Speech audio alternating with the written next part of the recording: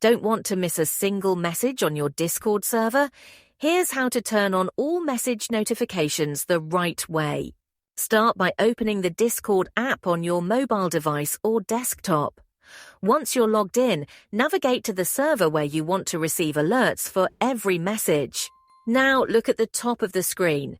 On desktop, click the server name in the top left. On mobile, tap either the three-dot icon or the server name at the top. This will open the server menu. In this menu, tap on Notification Settings. This is where you manage all alerts for that specific server.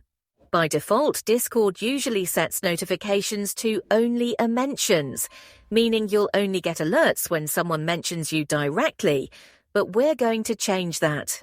Under the section titled Server Notification Settings, select the option called All Messages. This ensures that you'll get a notification for every single message sent in any channel within that server, not just the ones where you're mentioned. If you're on mobile, there's one more thing to check.